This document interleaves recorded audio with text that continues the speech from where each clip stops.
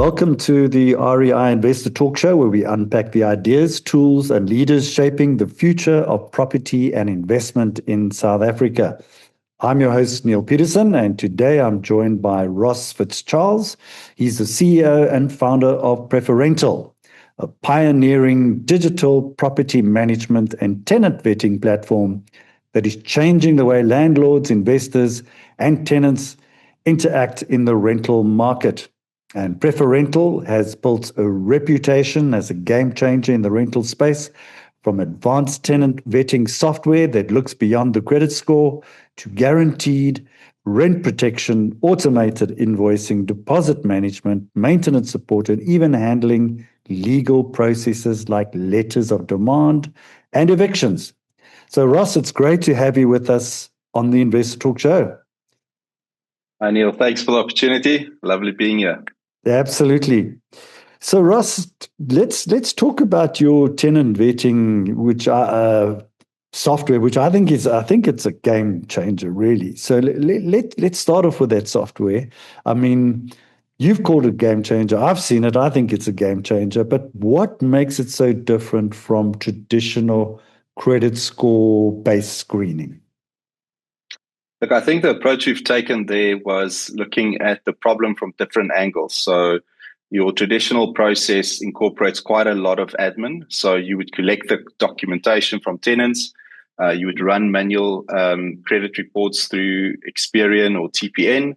And then you have to sit some time apart to actually go through all of this. And in the last couple of years, we started seeing a spike in fraudulent applications. There's so many online tools that tenants can edit bank statements with, pay slips with, and we looked at this problem and said, how can we use technology to deliver a solution that could reduce the time spent on this and also protect clients against fraudulent applications? So we utilize credit data to analyze the risk profile. We then use AI to analyze the various documentation to identify any documents that has gone through a tampering process. And then we assess the tenant's risk profile, and all of this happens in real time. So usually you'd get the documents and spend 45 minutes to 2 hours on an application. And in busy seasons, that really adds up quite a lot. And then when you've got an admin person that goes on leave and someone stands in, you suddenly lose all of that experience. So our system gives real-time results, really easy to see, beautiful dashboard.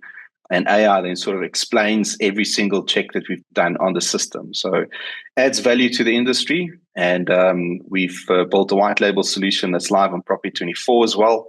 And we're getting some good traction from the market, which is very exciting.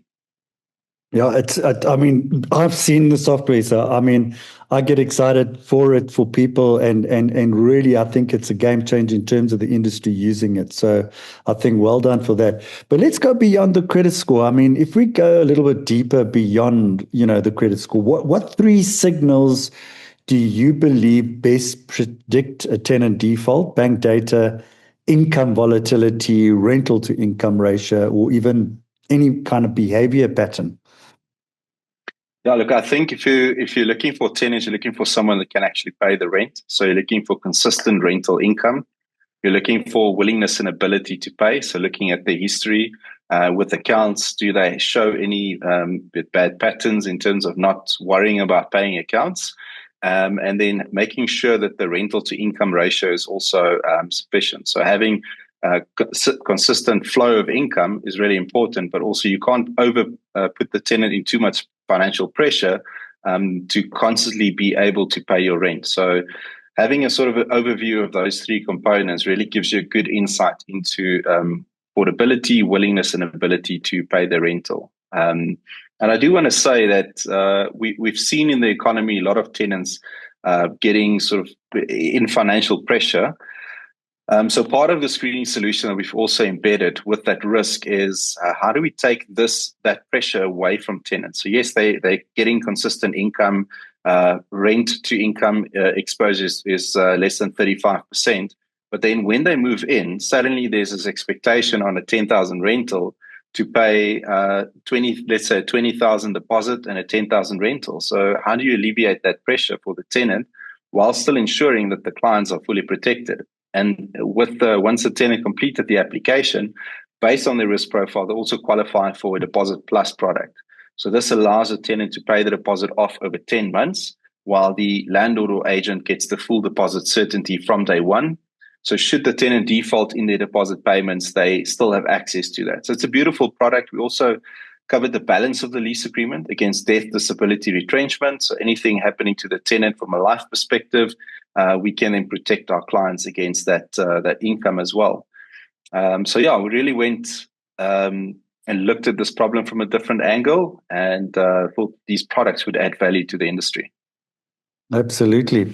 So Preferental also offers a guaranteed rent. I mean, how does this actually work in practice? I mean, what's covered, what's excluded, and how does it change a landlord's cash flow when there's a dispute or vacancy? Yeah, we started the product probably 8 years ago. The idea, that was the concept. That's our flagship product. We call it the Preferental Promise. So we're so confident in the way that we're doing screenings, and we've seen it over the years. And with the 98% successful collection rate, we've been able to ensure that our clients have consistent income into their portfolios.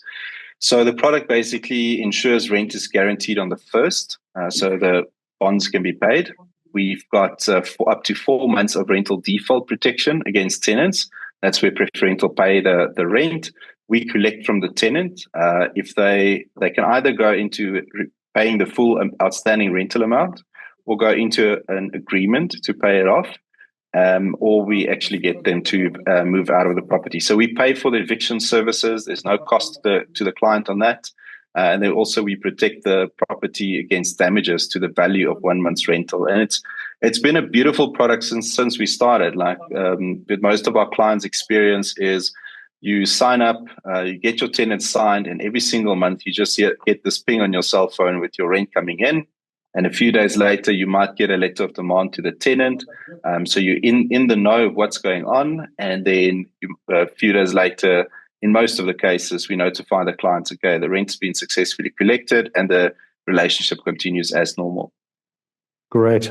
So let's talk from invoicing to collections. I mean, Preferental manages the full chain. I mean, in your view, what does great collections and communication look like? Cadence, tone, and channels, and what works best to turn partial payers into reliable payers? From our perspective, we look at that as a communication. It's really important to ensure you've got the right tone. And there's different stages in terms of tenant either partially paying or defaulting. And we also have life happens. So sometimes the tenant needs to sort of contribute to a funeral. They don't have funds for that month. So how do you sort of engage with that tenant? So we sort of split it into three. We said the initial is a very friendly like follow up, and it's an automated reminder because tenants go on holiday. You forget Sunday was the first. You're only getting back on the third or the fourth, and suddenly you get this reminder, and you're like, "Oh shucks, I forgot to pay." So let me settle that. The second batch is more of an urgency. So we've noticed the rent hasn't been paid. Just a reminder that the rent was due on the first, and then the third batch is where we actually go into issuing a letter of demand. And then allowing our attorneys to then take course with that specific tenant. Excellent. But yeah, really important to make sure that you are engaging professionally with tenants and making sure that this is your portfolio is seen as a business and not as a personal sort of a personal expense piggy bank. So once you look at this from a business perspective and you sort of identify how you want to be communicated to, that's sort of how you deal with tenants as well. Okay, it is a big challenge, and we've seen that there's been a lot of defaults. So I think you've hit the nail on the head in terms of communication. And also one of the other challenges landlords face is dealing with medium risk tenants. I mean, how do you structure leases for this group in a way that manages risk but still keeps good tenants on board? Look, I think the risk level of tenants is sometimes outside of their control. You could have tenants with 3 accounts opened and they've only had it for like 6 months. So those typically those tenants would be flagged as medium risk tenants because they still need to build a profile. So the way that we deal with that is you typically want to increase your deposit, and then ensure that you've got a greater protection should something go wrong with this tenant. And that's where the Deposit Plus is such a beautiful product, because you can ask a higher deposit and then remove that financial stress from the tenant. So the way that we structure that is including the Deposit Plus as an option for the tenant, where we then typically increase the deposit requirement, and then we embed or we actually link the preferential promise with the lease as well. So making sure landlords get their rents paid, 4 months of default protection, eviction, and legal cover. But then also that should you come to the end of this lease cycle, that there's a higher deposit that can actually protect clients on that as well. Okay, so let's talk a little bit about results. I mean, can you share some proof points, like what default rates looked like before and after landlords started using preferential?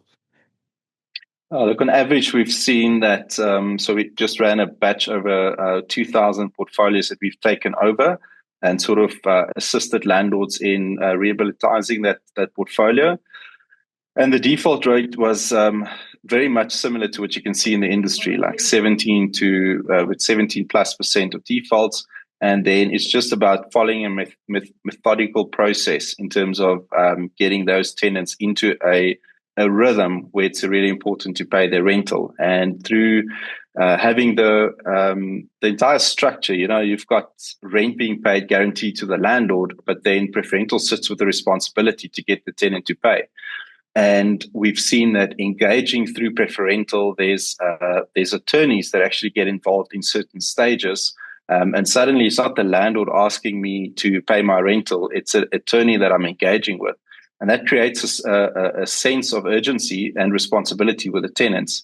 And through that, we've seen the default rate drop to like under 4%. Wow. Yeah, and I mean, as you've articulated, Preferental isn't just about tenant vetting, and you also handle monthly invoicing, deposit management, maintenance statements. I mean, how does bundling all these services together give landlords and investors a real edge? Yeah, if you look at the current process as a landlord, you would have to advertise your property on multiple portals to ensure you get a lot of feedback from tenants in terms of inquiries to go and view the property. So we started in the journey with that. How do we get your property live on 5 different portals? How do we ensure that it's a great pricing point? So if you look at, for example, Property 24, they charge landlords 729 Rand to advertise one property. With Preferental, we've got a costing of 349, and we listed on 5 different listing portals. It's also a single entry point where you can edit the advert and update it, and it goes live. The update goes live on the portals. And then it's around the journey. So providing digital lease agreement signatures to landlords so you can sign it from anywhere. We've got clients in 7 different countries managing their properties through our platform, their South African properties, and then collecting that. So making sure that you've got like a power team, and that's how I see Preferental, is that back office support for property investors, where we manage not just support them in the onboarding and provide the digital tools, but also taking on that financial risk and responsibility for them. So it's really a great product from a maintenance perspective. You can also log any maintenance calls through our platform. We've got a nationwide service provider that goes out, does obligation-free quotes. And if you're happy with the quote, they will do the maintenance on the property, and then obviously linking that with the legal partner. So going from end to end, from the start all the way through to the end of the lease agreement, it's around using technology to deliver with superior services to clients using our platform, and making sure that clients are in the know with what's going on in their portfolio. Okay, great. So just coming back to the defaults, as you were explaining, I mean, at some point, Ross, I mean, things can escalate to legal. Where do you see the handover point between using PropTech and legal, like letters of demand, evictions, and how do you ensure landlords stay protected while keeping yields intact? And I would put agents in there as well, that obviously support or represent the landlord. Yeah, look, I think PropTech can do so much when it comes to automating the mundane tasks. So that's following up with your tenant, giving them automated statements, invoicing. I think that's a really important thing in terms of before you even get to legal, is making sure that you're sending your invoices at the right time. So PropTech can play a very important role in managing the portfolio, but when it gets to the engagement with the tenant for defaults, that's where I believe PropTech then hands over to partners. So we partner with Expello. They've been part of our program since they started their business back in 2018, I believe. And then there's a certain process that they follow that in how they collect from the tenants, and then bringing that back into the system as an update, and that's sort of the handover. And then PropTech and technology can continue. But yeah, I think the engagement with tenants is where you can't just automate messages; they need to be contacted and have a conversation with them. So it's really ensuring that process is smooth, that there's a handover to the attorneys, and then also looking at the rental guarantees, making sure that the clients have the income and there's no effect on the yield that they've got within their portfolio. It's really protecting that. Yeah, excellent. So, Ross, if you had just 90 days to rescue a struggling rental portfolio, what would be your 5-step sequence covering tech, legal, and tenant actions? I think firstly is we get a few landlords where there's a portfolio of tenants we need to take over, and then we obviously need to analyze the current situation. So what does it look like from a default perspective? Is the tenant in the eviction process? Have they even sent out the letters of demand? Understanding like what was the process from an invoicing perspective. We've heard stories of landlords sending an invoice on the first and expecting the tenant to pay the first because they obviously got the lease agreement signed. So it's really going and identifying the overall risk and then starting engaging with that tenant. I think if you look at any relationship, people want rules and boundaries to understand sort of what they can and can't do. And if the portfolio has always been managed in a very loose sort of structure, then you can't expect tenants to be diligent in terms of paying doing their part in the lease agreement. So it's analyzing that, engaging with the tenants, informing them that there's a new sort of process in place, creating that expectation, and then monitoring that. What does the default currently look like? Are we getting tenants paying the rental more often and more on time? And then monitoring that portfolio and ensuring that the tenants that don't sort of pay their rental on time, that they follow part of the process of the legal, where we get the eviction attorneys to engage with them and eventually then stabilize that. So in most cases, we find that really going through this process, what you do is you create structure for the tenants where they now understand that, okay, cool, there's responsibility from our perspective. You cut out all the sort of the bad apples in that. You hand over those tenants to attorneys, part of the collection, and then you stabilize that portfolio. And as those bad tenants move out, you ensure that you do proper tenant vetting and get new tenants in with lower risk profiles. Excellent. Great. Thanks for that. So finally, if you could only track one metric each week to keep rentals healthy, what would it be? And what threshold would trigger immediate action? But for us, it's around rental collection. So if tenants are not paying on time, that's a red flag. And that's something we monitor. So if a healthy threshold on your portfolio, I'd say is about 92% of tenants paying on time. And once you get to 85%, that's a trigger that something is not right and that needs to be investigated. And I think from a rental income perspective, getting rent on time, that's sort of the single heartbeat of a rental portfolio. And that for me is the most important metric. Are tenants paying on time? If not, do we need to engage with the group of tenants who's not paying and understand sort of what's going on so you can create that expectation. And through that, you can ensure that your portfolio is constantly generating sufficient yields. Okay, excellent. So, Ross, thank you for sharing these insights. I mean, it's clear that Preferental is not only tackling tenant vetting in a smarter way, but also providing landlords and investors with a complete ecosystem to protect rental income, manage risk, and simplify property management. For our viewers, if you'd like to learn more about Preferental and their innovative rental solutions, visit preferental.com. And thank you for joining us, Ross. It was great chatting to you. That's it for this edition of REI Investor Talk. I'm Neil Peterson. Stay informed, stay inspired, and keep investing wisely.